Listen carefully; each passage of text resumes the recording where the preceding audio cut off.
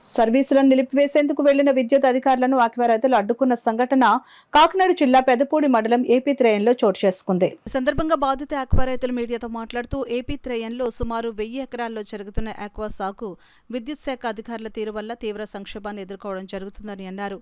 తమ ఆక్వా సాగుకు 24 గంటలు విద్యుత్ వచ్చేదని, అయితే గత 2020 నుంచి ఓవర్లోడ్ రావడంతో దానికి కూడా అదనంగా బిల్లులు కట్టడం జరుగుతుందని, అయితే హఠాత్తుగా ఎటువంటి ముందస్తు నోటీసులు లేకుండా విద్యుత్ అధికారులు ఓవర్లోడ్కు సంబంధించి ప్రత్యేక ట్రాన్స్ఫార్మర్లు ఏర్పాటు చేసుకున్నందున సర్వీసులు నిలిపివేస్తామంటూ బెదిరింపులకు పాల్పడుతున్నారని ఆవేదన వ్యక్తం చేశారు.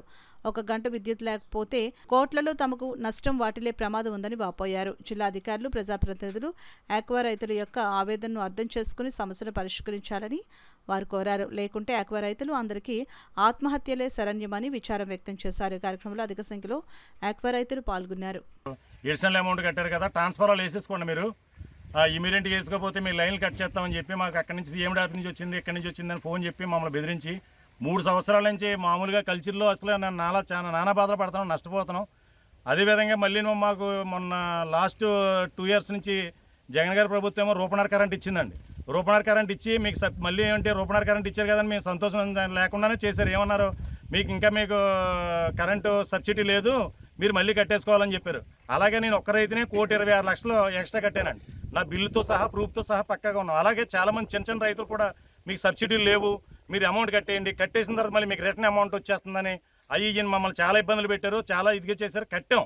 మేము ఏం చేస్తామంటే ఇంకేం చేయలేక ఏ దారి లేక మాకు కట్ చేస్తానన్నారు, క్రాప్లో ఉన్నాం కదా అని చెప్పి కట్టామండి.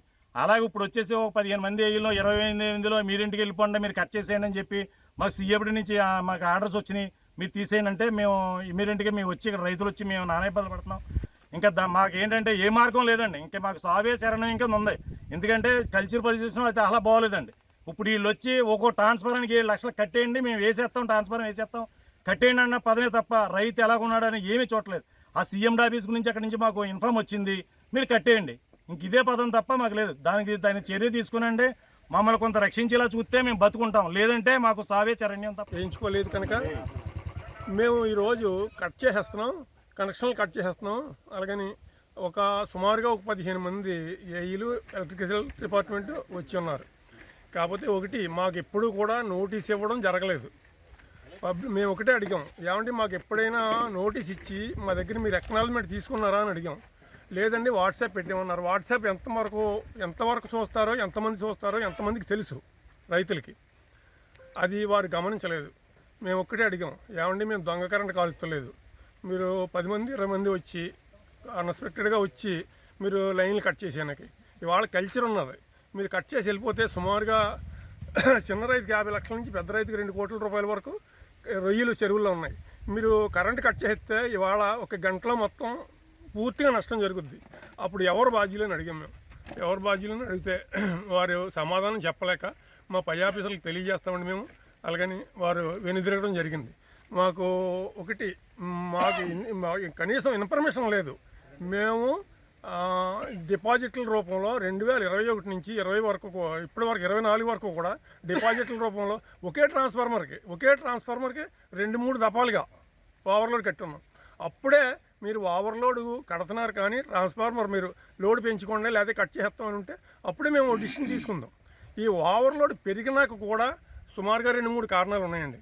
ఎందుకంటే వోల్టేజ్ 360, 380 వచ్చినప్పుడు ఆటోమేటిక్గా 63 kVA ట్రాన్స్ఫార్మర్కే 49 HP లోడ్ ఇస్తారు.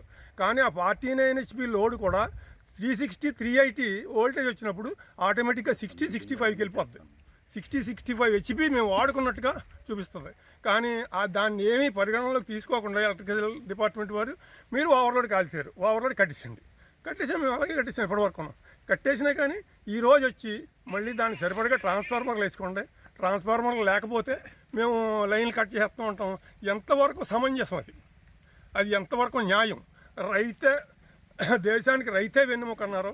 ఆ రైతుని వెన్నెముక విరగొడితే అది దేశం ఏ రకంగా బాగుపడదో ఏలిన వారు ఆలోచించి తగు చర్య తీసుకుని రైతులకు న్యాయం చేయవలసిందిగా ఈ రైతులందరి సమక్షంలో రైతులందరి తరఫున కోరి ప్రార్థించున్నాం.